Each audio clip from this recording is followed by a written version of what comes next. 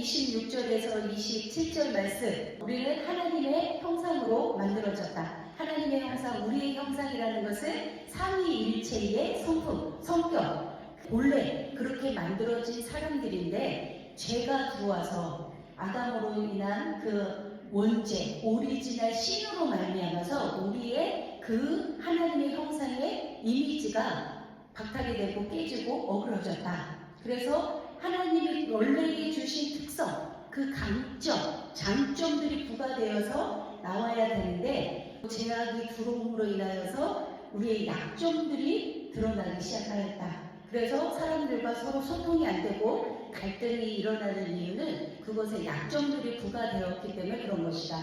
그러한 일의 시작이 원죄로부터 나온 것이다. 그래서 하나님의 형상에는 지적과 의지적과 감정적까지도 다 들어가 있다. 그래서 우리의 생각하는 것, 의지하는 것, 또 감정을 나타내는 모든 것도 하나님의 성품에서 온 것이다. 하나님께서 우리에게 그러면 원래는 어떠한 성품을, 캐릭터를 우리에게 주셨는가, 그거를 좀 알아서 찾아가야 되잖아요. 그래서 구원이라고 하는 것은 우리의 어그러짐, 그 형상을 우리가 조금씩 치유해 가는 것, 회복해 가는 것, 그것이 구원이다. 그래서 이거는 전문 용어로 성화되어 가는 과정이다. 예수님이 우리를 인정하셔서 너는 내 것이다 라고 인정해 주시는 구원은 한 번 받는 거지만 성화되어 가는 것은 우리가 죽을 때까지 우리의 성품이 변화해져서 회복되어져서 가는 것이 성화되어 가는 과정이에요. 그래서 우리가 지금은 다 이 공동체 안에서 신앙을 가지고 있지만 회복되어져 가는 과정이 있기 때문에 누구나 다 완벽한 사람은 없는 거죠. 그래서 하나님의 성품을 가지고 있지만 삐뚤어지고 약점들이 부과되다 보니까 죽을 때까지 우리는 그 씨름 가운데에 살아가는 그런 모습이 있다. 우리가 그래서 나를 알고 남을 알아서 서로 어떻게 하면 맞춰가면서 좀 갈등을 최소화할 수 있을까? 그래서 제가 이제 공부하는 것이 디퍼런스라는 학을 이제 공부했다 그랬잖아요. 그래서 이 디퍼런스라는 것은요, 사람의 타고난 고유의 내면적인 특성이 있다라는 거예요. 그것을 의미하는 새로운 개념의 전문 학술 용어예요. 그래서 생명과학의 범주 안에 들어가고요. 인간이 생각하고 행동하는 데는 잠재적으로 적용하는 심리적인 경향이 있다. 또 사건이나 상황을 바라보는 관점이 있다. 그리고 일이나 행동을 하고자 하는 특별한 동기, 그 동기를 우리는 은사라고 이렇게 얘기해요. 그래서 요 세 가지, 기질과 심리적인 요소와 은사적인 요 세 가지를 통해서 다양한 역동을 일으킴으로 인간은 어떤 그 개별적인 그런 존재가 아니라 전체로 인식되는 존재로 본다. 이것이 디퍼런스라는 학인 거고요. 이 디퍼런스를 알게 될 때 어떤 좋은 점이 있는가? 건강한 자아를 찾게 되고요. 인생의 방향을 정하는 데 큰 도움을 줄 뿐만 아니라 사회적인 존재인 인간은 서로의 다양성을 인정하는 가운데 조화롭고 균형 잡힌 하나됨을 이룸으로써 보다 행복하고 건강한 공동체를 만들어갈 수 있다. 그러면 특별히 이 디퍼런스에서 얘기하는 이 학은 무엇을 근거로 해서 어떻게 정의를 내렸는가? 그 히포크라테스라고 많이 들어보셨죠? 그 사람의 스승이 있어요. 기원전 사람인데 엠포도클라스라는 그런 사람이 있었는데 이 사람은 우주에 4가지 원소가 있다 이렇게 보았어요. 우주를. 그래서 흙과 물과 공기와 바람, 이 원소가 조합을 이루었을 때에 아주 건강한 그러한 장소가 될 수 있다 이렇게 얘기를 했는데, 그것을 바탕으로 히포크라테스가 어떤 것을 만들었느냐면 사람에게는 4개의 체액이 있다. 그래서 사체액소를 만든 거예요. 그래서 이 사체액소는 뭐냐면요, 다혈질, 담즙질, 점액질, 우울질 이렇게 나누는 거예요. 그 사람의 피에 흐르는 체액을 가지고 4가지 기질을 만들었어요. 다혈질, 담즙질은 뇌향령에 속하는 거고요. 그리고 뇌향령에는 점액질, 우울질 이렇게 2가지씩 포함이 되어 있어요. 먼저 다혈질의 특성을 한번 보면요. 다혈질은 말 그대로 다혈, 피가 많다는 얘기예요. 그래서요, 다혈질은 뭐냐면 몸에서 피가 쏟아지는 거예요. 막 솟구쳐서 피가 많이 돌아요. 몸에 피가 많다 보니까 이게 막 출렁이고 넘치는 거예요. 그런 사람의 기질을 다혈질이라고 하는 거고요. 그 다혈질은 외형 중에서도 가장 외향인을 얘기하는 거예요. 모든 사람이 다 강점, 약점이 있기 때문에 완벽한 사람은 없어요. 그러니까 다른 사람 들을 때에 저 사람 약점만 들으시면 안 되고 강점과 약점을 같이 들어주시면 돼요. 다혈질을 얘기할 때 사교형이라고 얘기해요. 세상을 바라보는 관점이나 세상을 생각할 때 행복한 세상을 생각해요. 그래서 행복해야지 세상은. 그리고 행복하게 하기 위해서 만들어요. 그런 사람이 다혈질 사람이에요. 그리고 이 다혈질 사람의 키워드가 있는데요. 키워드는 행복, 긍정, 호기심, 청구. 이런 게 키워드예요. 그래서 굉장히 긍정적이거나 호기심이 많은 사람은 다혈질이다 이렇게 생각하면 돼요. 다혈질의 사람은 작은 것에 큰 기쁨을 느끼며 같은 상황에서 가장 행복감을 느껴 인생을 즐기는 그런 유형이에요. 또 다혈질의 사람은요, 새로운 환경에 빠르게 적응하는 사람이에요. 사람에 대한 두려움이 없어서 권태기를 잘 모르고요, 다양한 계층의 사람을 사귀기 좋아해요. 호기심이 많아서 질문이 많아요. 그 호구조사 잘 하시는 분들이 있어요. 어디서 왔는데? 고향이 어디요? 나이는 몇이요? 이렇게 막 호구조사 하시는 분들 대부분이 다혈질 분들이에요. 개방적이고 솔직하고 진실되다 보니 감정이 그대로 드러나서 사람들에게 속과 겉이 거의 같아요. 그러니까 저 사람을 보면 빤히 그 속을 알아요. 금방 눈치챌 수 있어요. 이런 사람이 다혈의 사람이고요. 그러다 보니까 상대방들에게 자기도 모르게 또 피해를 많이 줄 수도 있고 상처를 줄 수도 있어요. 왜냐하면 감정에 따라서 바로바로 나오기 때문에 이걸 거르는 것이 약해요. 그러다 보니까 상대방은 듣고 상처를 받을 수 있다는 거예요. 다혈질의 사람은요, 생각할 틈이 없이 말이 먼저 앞서요.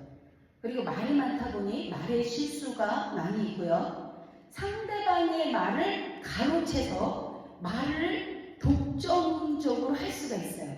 그러니까 우리가 대화를 하다 보면요, 이렇게 틱톡이 돼야 되잖아요. 주거니 받거니 막 이렇게 돼야 되는데 저 사람의 말이 끝나기도 전에 막 내 말을 막 하고 싶고 끼어드는 거예요. 막 끼어들고, 그리고 또 그게 대화가 서로 이게 오가는 대화여야 되는데 상대방의 얘기와 상관없이 내 얘기를 막 하면서, 그러니까 어떻게 보면 대화가 아닌데 서로 이야기를 하고 있는 그런 경우가 많아요. 그런 분들이 주로 다혈질의 사람이고요. 에너지가 밖으로 뻗는 스타일이기 때문에 결정도 쉽게 하지만 또 접기도 빨리 접어요. 그래서 뭐를 할까 그러면 해보자. 바로 이렇게 결정을 하지만 또 금방 안 되면 접어. 금방 또 접기도 해.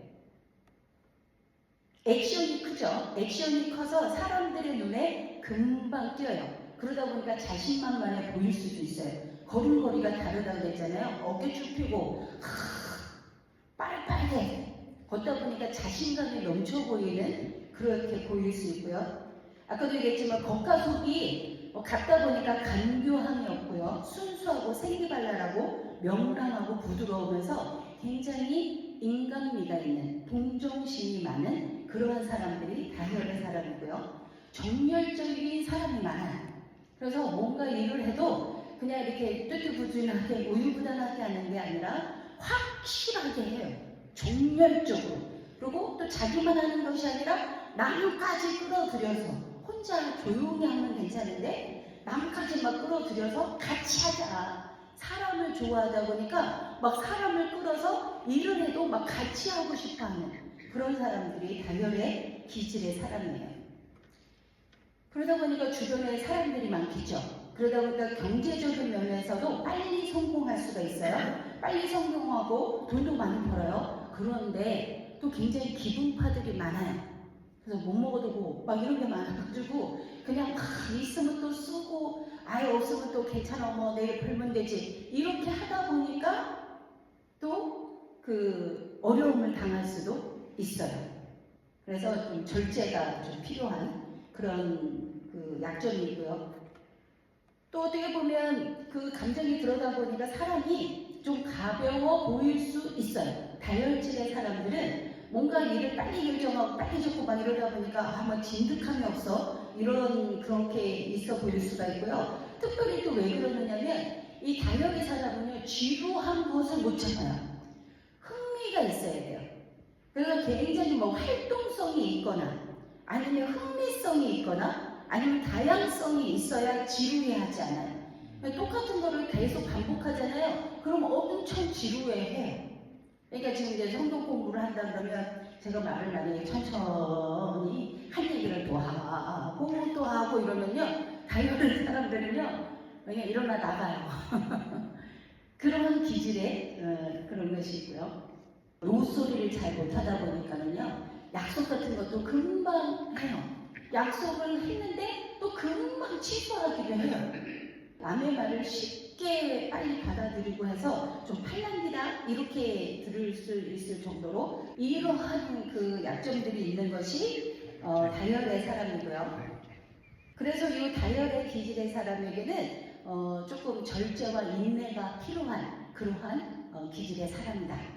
이런 것이 다혈의 기질의 사람이에요. 담즙질이라는 것은요, 외향에 속해 있는데 다혈질보다는 조금 덜한 외향형이에요.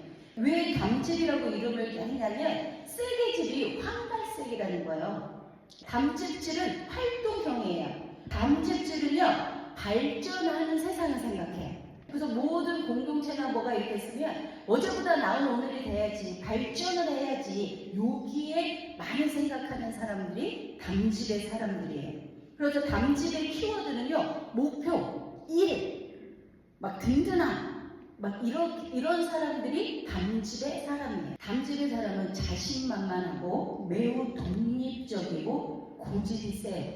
그런데 의지가 굉장히 강하고 겁이 없어요. 어려움에 굴복하지 않고 고난을 잘 이겨내는, 아주 기질 중에 가장 고난을 잘 이겨내는 그런 기질이에요. 그래서 차갑게 보일 수 있어요. 오히려 그래서 역경으로부터 힘을 얻는, 멘탈이 짱, 멘탈 가, 이런 얘기를 듣는 사람이 있으면 그 사람은 담즙질의 사람이에요. 광야의 길을 낼 수 있을 정도로 모험적이고 개척자 정신이 강해요. 새로운 것을 도전하는 걸 좋아하고요. 자기 능력을 굉장히 신뢰하면서 아주 부지런한 사람이에요. 아주 바지런해요. 이런 사람이 담즙이고요. 말 실수가 별로 없어요. 자기 주장이 가장 뚜렷하고 강해요. 타협이 별로 없어요. 자기가 생각한 거에 있으면 그냥 가야 돼요. 그런 사람이 담즙의 사람이고요. 목표가 뚜렷하고 성취욕이 강해서 남의 말이나 간섭받는 것을 엄청 싫어해요. 그래서 지시와 명령 아주 싫어하고요. 그러나 자기 위의 상사에게는 절대적으로 복종하는 든든한 사람이고 정의감이 강한 사람이에요. 그래서 건의, 조직, 사회 이런 데에 잘 맞고요. 건의를 인정하며 복종하는 만큼 본인도 그렇게 존중받고자 하는 것이 큰 기질이에요. 근데 이 담즙이 성숙하지 못하면 급하고 격하고 아주 잔인하고 복종이야 이렇게 얘기할 정도의 그런 기질을 가지고 있어요. 자기 신념이 강하기 때문에 누굴 만나느냐에 따라서 완전히 달라져요. 그래서 환경이 굉장히 중요한 기질이에요. 잘 화를 안 내는데 분노가 한번 폭발되면 이게 쉽게 분노가 누그러지지 않고요. 지속되고 오래 갈 수 있어요. 적대감이 강해서 마음에 담아두기를 하고요. 이게 성숙하지 못하면 폭력과 폭력적이 되기 쉬워서 가족에게 큰 상처를 줄 수 있는 기질이기도 해요. 담즙은요, 타고난 일벌레. 그래서 인생은 일이다 라고 생각하면서 자기가 생각하는 가치가 있는 일이라면 올인을 해요. 그리고 일에 있어서 최고, 일중독에 걸려 먹거리라고 그러죠. 이 일이 하나 끝나면 또 하나를 벌써 시작하고 하는 사람. 그래서 이런 사람은 굉장히 그 일중독에 걸릴 수 있는 확률이 큰 사람. 감정이 공감 능력이라고 하죠. 그것이 제일 안 되는 기질이에요. 생활 방식이 뭐 아니면 보인 것처럼 아주 극단적이어서 대박 아니면 쪽박을 찰 수 있는 기질이기도 해요. 그런데 타고난 지도자 기질로서 동기부여를 잘하고요. 멘토 역할을 잘해줘서 일과 관련하여서는요, 창의력이 굉장히 뛰어난 그런 기질이에요. 끊임없이 생각과 계획과 야망으로 자신의 주의를 자극하며 활동하고 성장하는 사람이며 큰 그림을 그리는 장기 계획을 잘 세우고 위기 상황을 만나면 더욱 침착해지는 사람이 담질의 사람이에요. 목표 지향적이라 멍 때리는 시간이 없어요. 그걸 되게 아까워해요. 생산적인 일을 해야 하며 자기가 옳다고 생각하는 일을 방해하면 아주 안강하게 분노가 나고 화가 잘 풀리지 않아서 오기와 복수심이 생길 수가 있어요. 용서가 잘 안 되는 치명적인 약점을 가지고 있어요. 근데 목표가 분명하다 보니 일에 있어서는 아주 탁월해요. 그래서 아주 이 담질의 사람은 일 잘한다. 평소에 이렇게 다닐 때 저 사람 일 잘해? 그리고 저 사람이 일하면 볼 필요 없어 라는 이야기를 듣는 사람들이 담질의 사람이 많아요. 강점이 뚜렷하기 때문에 인정 없고 투명스럽고 냉소적인 말을 냉정하게 해서 말로 다른 사람들에게 상처를 주기가 쉬워요. 그래서 이런 사람은 약간 좀 담질하면 인간미가 약간 좀 떨어진다 이렇게 이야기하기도 하고요. 그 결단력이 있고 집념이 강하고 집중력이 대단해서 다른 사람들이 실패하는 부분에 곧잘 성공을 잘해요. 특유의 그 자신감이 가득 차서 자신을 믿고 신뢰함이 강하고요. 자기의가 강하고 심지어 자기는 멘토가 필요 없어. 자기 위에 다른 사람 어떤 사람을 멘토로 삼을 만한 사람이 없어요. 그럴 정도로 교만한 사람이고 잘난 척을 잘할 수 있는 약점이 있어요. 기회를 보는 눈이 있고 기회 폭착 능력이 강해서 동시에 다른 일을 할 수 있는 멀티플이 되는 그러한 사람이에요. 큰 그림에 대해서 아주 조직적이고 그러다 보니까 세심한 것에 대해서 조금 놓칠 수 있는 그런 부분들이 있고요.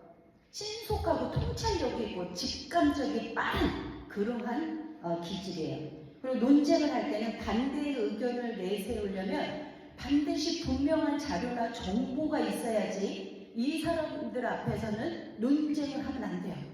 그럴 정도로 아주 논리와 체계를 바르게 가지고 있는 사람이 담질의 사람이고요. 그래서 경쟁력이 가장 뛰어난 기질 중에 그 기질이에요.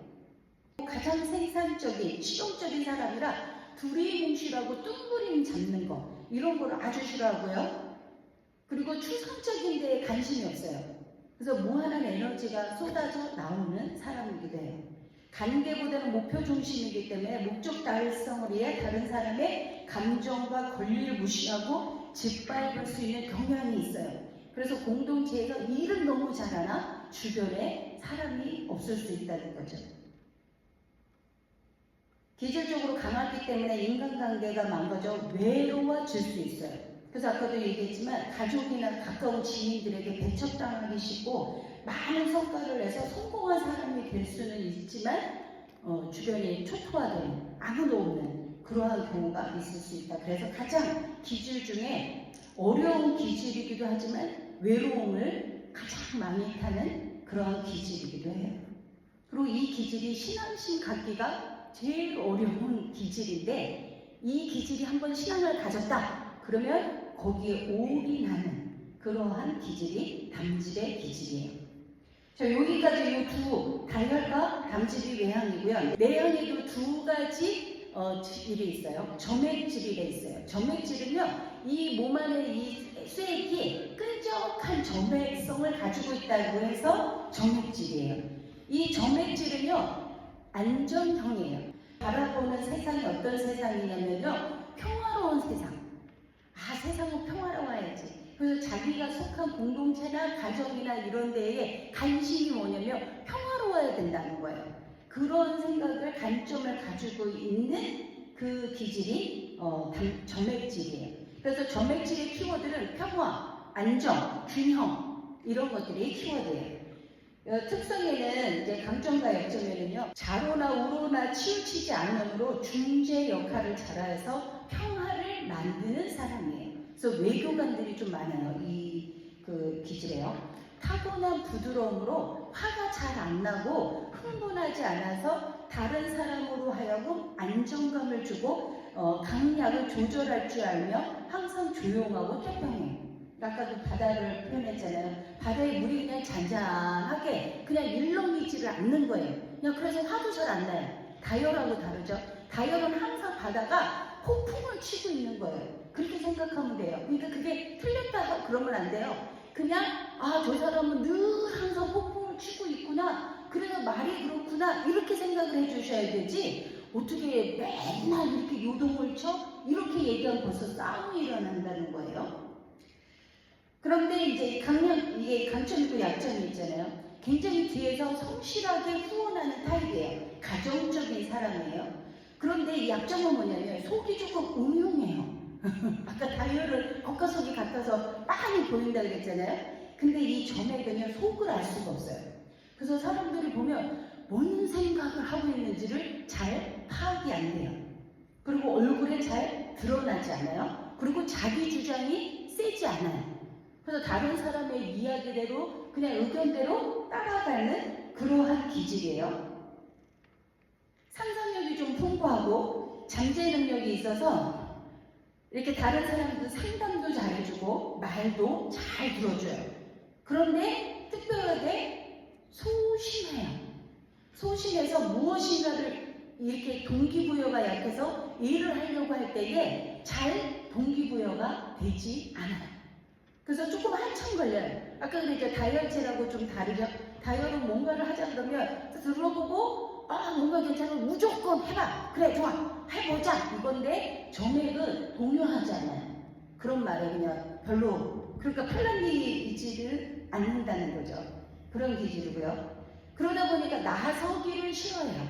그리고 사람들 앞에서 막 이렇게 눈에 띄는 것도 싫어해요. 그러다 보니까 아까 다이어트 사람은 외모도 굉장히 외향적인 그 화려한 걸 좋아해요. 막 이렇게 꾸미고 예쁘고 화려하고 이런 거를 좋아하는 반면에 내향적인 점액질의 사람은요, 눈에 튀는 걸 싫어해요. 그래서 뭐 사람들이 눈에 쳐가지고 막 이렇게 막 말 듣는 게 싫은 거예요. 그런 분들이 점액의 기질 때문에 그런 게 나온다는 거예요. 남의 이야기를 끝까지 흥분하지 않고 잘 들어주고 따뜻하게 들어주고 객관적으로 얘기하고 함부로 충고도 잘 하지 않아요. 그래서 좋은 상담자가 될 수 있는 그런 기질이고요. 좀처럼 다른 사람과 깊은 관계를 맺지 않고 넓은 관계를 하지만 배신하는 일은 드문 믿을 만한 사람이에요. 실제적이고 전략적이고 움직이고 효율적이고 조직적인 능력 있는 훈련된 지도자형일 수 있고요. 그런데 변화를 싫어해요. 변화를 싫어하고 인내심이 강하지만 압력적인 환경을 잘 견뎌서 아주 스트레스를 잘 안 받는데 뭐냐면 다른 사람에게 스트레스를 잘 줘요. 약점은 또 뭐냐면 점액질의 약점은 조롱하고 비아냥거리고 다른 사람을 살살 긁는 그런 재주가 있어요. 그래서 자기는 화를 안 내는데 막 옆에 긁어대서 그 사람이 푹 화를 내면 왜 그래? 내가 뭘 했다고? 이럴 수 있어요. 그런 그 약점이 있고요. 친절하고 동정심이 많지만 실제로는 책임질 수 없을까봐 감정을 드러내지 않는 거예요. 아까 무엇을 해봅시다 그러면 잘 동기부여가 안 됐다고 그랬잖아요. 그 동기부여가 안 되는 이유가 내가 책임을 지게 될까봐 그런 어떤 두려움에 의해서 얘기를 하지 않거나 우유부단한 그런 생각도 있어요. 그리고 약간의 이 점액의 가장 안 좋은 약점 중에 하나는 좀 게으름이 있어요. 귀차니즘.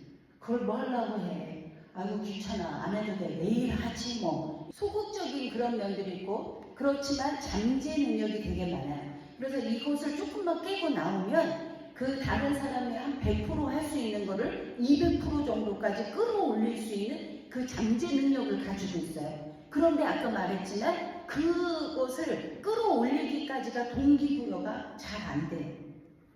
남의 인생에 끼어드는 것을 싫어하고요. 그래서 관관자처럼 보이기 쉽고 수동적이고 자발적으로 무엇인가를 해보지를 않으려 하기 때문에 딱 봤을 때는 이기적인 사람으로 비칠 수가 있어요. 의욕이 잘 생기잖아요. 그러다 보니까 적극적이지 않고요. 삶을 방관하거나 구경꾼으로 남아있을 수가 있어요. 그래서 아주 성숙한 담즙을 만나면 이런 사람이 아주 정말 잘 나아갈 수 있는데 아주 약점이 많은 담즙을 만나게 되면요. 주눅 들어서 살아가는데 매우 불행하게 살아갈 수 있는 기질을 갖고 있어요. 그러니까 여자가 점액인데 남자가 담즙이다. 남편이. 남자가 담즙이 아주 약점이 많은 성숙되지 못한 사람이다. 그러면 이 점액의 여자는요. 매일매일 주눅 들어서 말 한마디 못하고 괴로운 인생을 살아갈 수 있는 그 기질이에요.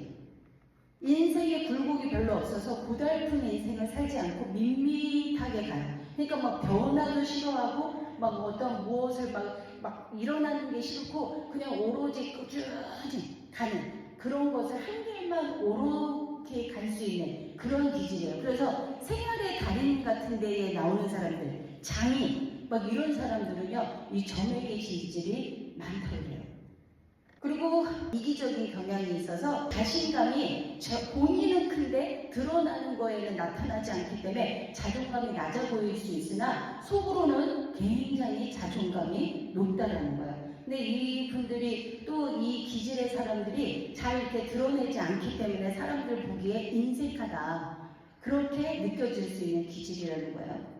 아까도 얘기했지만 변화를 싫어해서 새로운 삶을 구하지 않고 협력을 끌어내기가 매우 어려운 기질이라 두려움이 많아서 결정을 잘 내리지 못하고 우유부단하다. 자, 마지막에 이제 우울질은요. 내향 중에서도 가장 내향. 우울질. 이 우울질은요. 그 쓸개질이 흑갈색이기 때문에 우울이라는 그렇게 번역을 한 거예요. 우울질이라고 해서 우울증 뭐 이런 게 아니에요. 우울하다는 그런 내용이 아니라 쓸개질이 흑갈색이다. 그래서 한국말로 번역을 하다 보니까 우울질이다 이렇게 나타나는 거고요. 우울질은 신중형이에요. 신중형. 그리고 이 사람은 세상을 보는 관점이 문제점이 해결되는 세상을 바라봐요. 그리고 자기가 속해져 있는 공동체에는 문제점이 있으면 그 문제를 해결하려고 드는 사람이에요. 관점이 그거예요.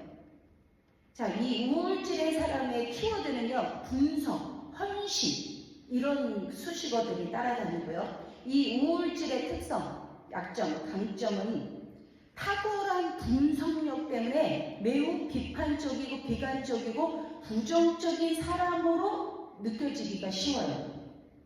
그래서 무슨 얘기만 하면 이렇게 사람이 부정적이야 이렇게 반대해 이게 아니고 이 사람들은요 이 기질은요 정말 신중하게 생각을 하는 거예요.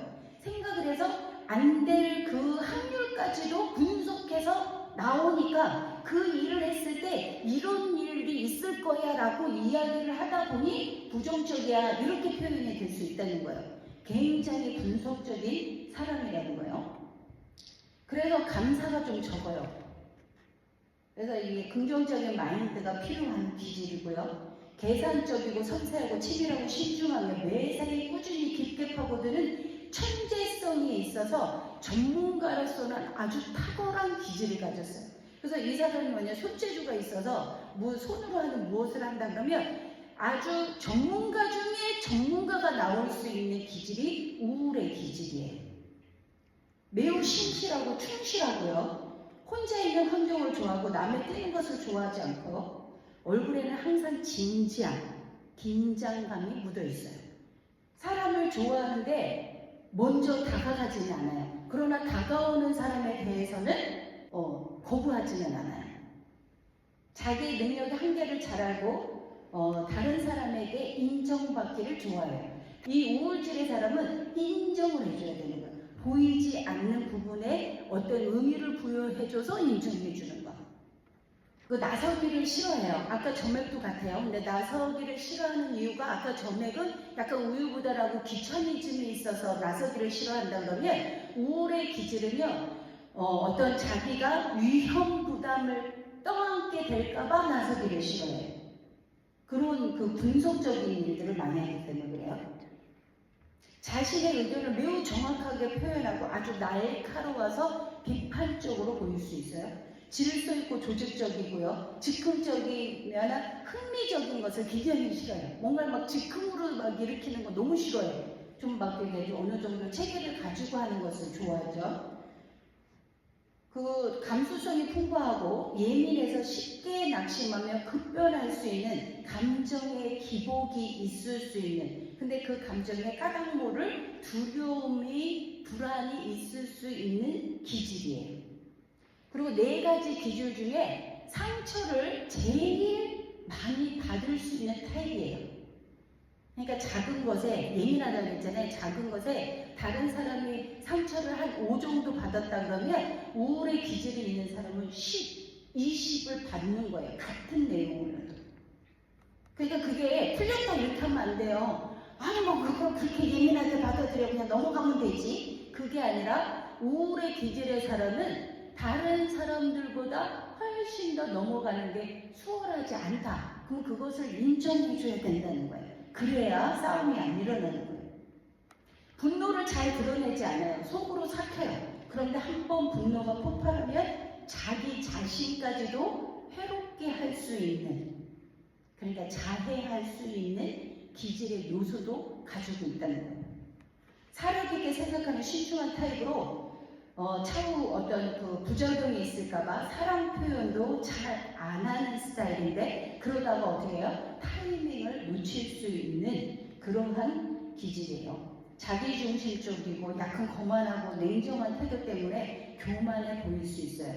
자신의 능력에 대한 지나친 자신감이 때로는 다른 사람에게도 상처를 줄 수 있는 그런 약점이 있고요. 끊임없이 자기 자신을 분석하고 해고하기 때문에 자신에 대한 부정적인 생각이 많아 쉽게 낙심할 수 있고, 아주 특별한 재능을 가졌음에도 불구하고 자기 자신에게 그 기준이 높기 때문에, 완벽주의적인 기준 때문에 자존감이 낮아 보일 수 있어요. 다른 사람을 있는 그대로 받아들이는 데 좀 어려움을 느끼고요.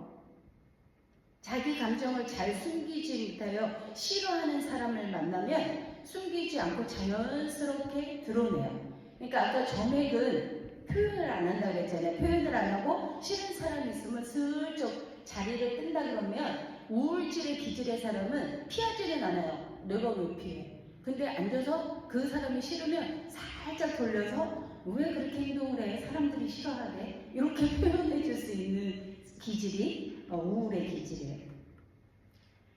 현실 도피적인 경향이 있어요. 왜냐하면 생각이 너무나 많기 때문에 고달프니까 여기로부터 좀 벗어나야 되겠다 하는 마음에 현실을 좀 도피하려고 하는 그런 마음이 있다. 이런 기질의 사람은 범사에 감사하는 신앙생활이 필요한 기질이다.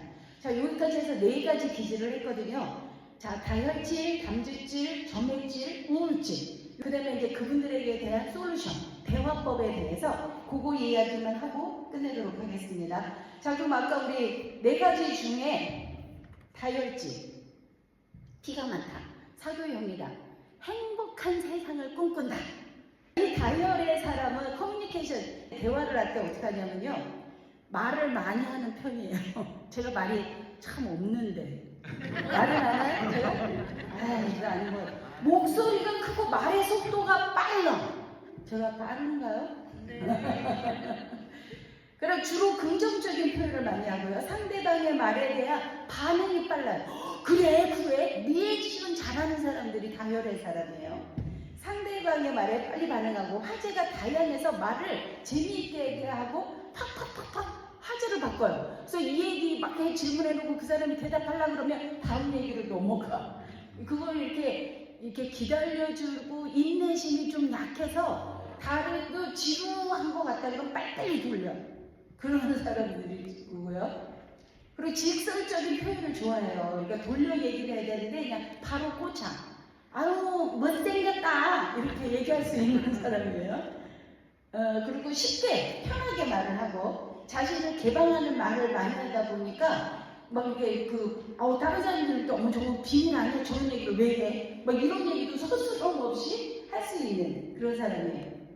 그러나 대개는 따뜻한 말을 하고 공격적인 그런 말보다는 조금 이렇게 품으려고 하는 그런 마음들이 있고, 그러나 핑계를 대는 경우도 종종 있다. 자, 이런 사람들한테 커뮤니케이션 말을 하려면 어떻게 해야 되는가? 칭찬의 말을 아끼지 말라.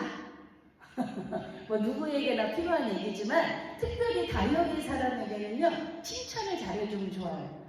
아 오늘 예쁘네. 나도 오늘 음식 맛있어. 어쨌어. 이 다혈질의 사람에게는요 칭찬의 말을 잘해주는 게 좋고요. 종종 맞장구를 치면서 말을 들어줘야 돼요. 그러니까 리액션을 해줘야 돼요.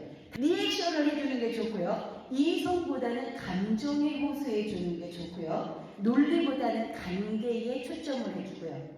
그리고 이런 다혈의 사람에게는요 자신의 느낌을 말할 시간을 줘야 돼요. 그러니까 만약에 공동체에서 무슨 회의도 하고 뭐를 한다고 할 때에 다혈의 사람에게는 말할 수 있는 기회를 좀 주는 게 좋아요. 왜냐면 이걸 말을 못하고 이제 막 해야 되는데 못하고 끙끙 앓고 집에 가잖아요. 이게 겁나 불편해. 이 말을 못하고 왔기 때문에. 그래서 그런 말을 할 수 있는 시간을 줘야 된다는 거. 내가 감칠이다. 커뮤니케이션은요 말투가 약간 투박하고 억세고 강해요. 하는 말이 거의 대부분 일과 관련된 말이 많고요. 자신의 주장이나 의사 표현이 명확해요. 감정 표현이 약간 서툴고 상대방에 대한 감정적인 배려의 말을 잘하지 못할 수 있어요. 그러니까 약점이 부각돼 성숙하지 못하는 그렇다는 거예요. 주로 지시나 명령표의 말을 많이 하고요. 지나치게 세부적으로 말하는 것을 듣기 좋아하지 않으며 결론 위주로 대화하는 게 좋아요. 그리고 무슨 말이든 거의 대부분 단호한 표현을 하고요. 조심스럽게 말을 하는 것보다 거침없이 말을 하는 편이 많고요. 그리고 긍정적이고 이런 얘기보다 자극적인 언어를 좀 자주 사용하는 편이고 동기부여하는 데는 아주 천부적인 재능이 있는 사람들이에요. 자, 이런 사람들, 이 커뮤니케이션 담즙 있는 사람에게 대화는요 지시나 명령주의 말하면 안 돼요. 이거 해, 이거 좀 해. 이렇게 하면요 하려고 했다고 해도 안 해요. 지시나 명령주의 언어를 딱 싫어해요. 그리고 무례한 태도를 하는 걸 엄청 싫어해요. 정중한 표현을 해줘요. 그리고 대신 담즙질은 짧고 명확하게 얘기해줘요. 길게 막 그냥 이렇게 하는 거 딱 싫어하고요. 감정보다는 이성의 호소를 해줘야 되고 관계보다는 논리에 초점을 맞춰줘야 되고요. 과정보다는 결과예요. 그래서 결과가 뭔데 이렇게 나와요. 그러니까 이런 분들에게는 말을 할 때 우리가 이런 부분들을 조심스럽게 좀 하면 좋다는 거예요. 자, 점액질 손 들어보실까요? 점액.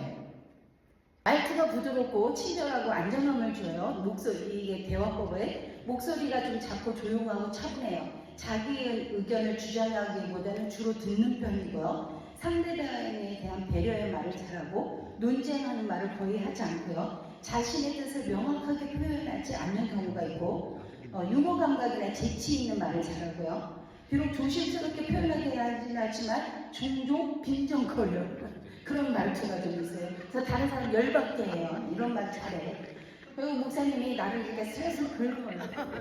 긍정적인 표현을 하지 않고 부드럽지 않다고 따뜻한 말을 하는 것도 아니고 자신의 감정을 드러내는데 거의 말을 하지 않는 말 안 해요. 그래서 어떻다 하냐고 그러면 그냥 가만히 있어요. 답답해 죽어.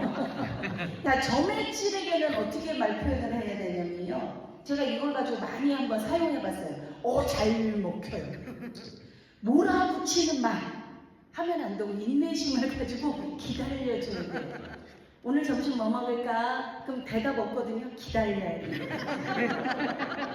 인내심을 가지고 그리고 부드러운 목소리를 아유 그러니까 먹을 거냐고 이러면 안 되고 그래서 뭘 먹을 건데 부드럽게 목소리를 부드럽게 그리고 생각할 시간을 충분히 줘야 돼요.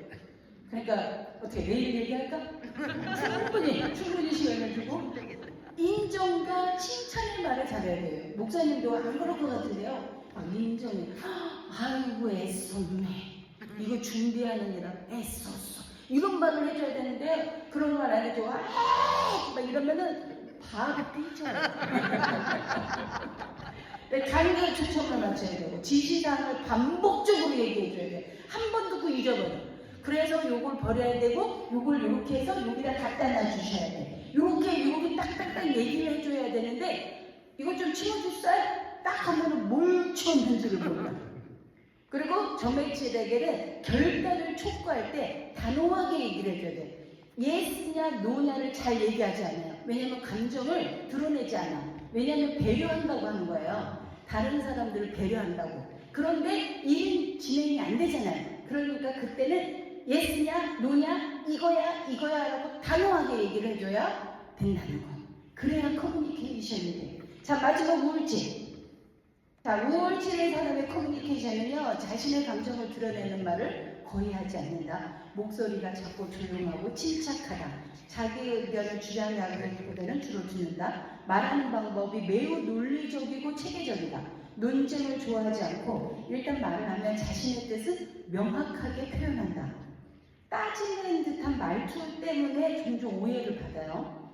그리고 일정한 톤으로 말하고 필요한 말만 하고 결론만 말하는 경우가 많고 그래서 말투가 냉정하고 사무적이다 이런 표현이 나오기도 하고 여간해서 화를 내진 않지만 좀 신경질적이고 짜증 섞인 말은 잘 할 수 있다.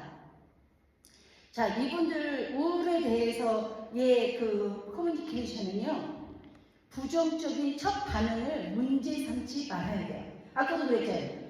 뭐 부정적이고 비판적인 말을 왜 하느냐면 논리를 가지고 굉장히 합리적으로 깊이 생각해서 나오는 말이니까 이거 사람이 부정적이야 이러면 안 되고 잘 들어봐야 돼요. 그리고 애매모호한 말을 되게 싫어해요. 그래서 이거냐고 저거냐고 그러니까 뜬구름 잡듯이 애매모호한 말을 하면 안 돼요. 그리고 이 우울증의 사람들에게는요 질문할 시간들을 주면서 대화를 해야 돼요. 그러니까 뭔가를 딱 들고 따라오세요. 갑시다. 이게 아니고 어떠세요? 생각을 좀 들어보고 자신의 의견을 한번 내보세요. 이런 것들을 좀 해줘야 되고 정리해서 간략하게 말해야 돼. 특별히 우울증의 사람들의 의견은요 막 장황하고 엄청 싫어해요. 정리를 해야 되고 논리적으로 말을 해줘야 되고 지레 짐작해서 말하면 안 돼요. 그러니까 확실하고 팩트를 얘기를 해줘야 되는데 그랬을 것이야 뭐 어리짐작하는 거 되게 싫어하고요. 그래서 결단을 촉구할 때는 시간을 충분히 줘야 한다.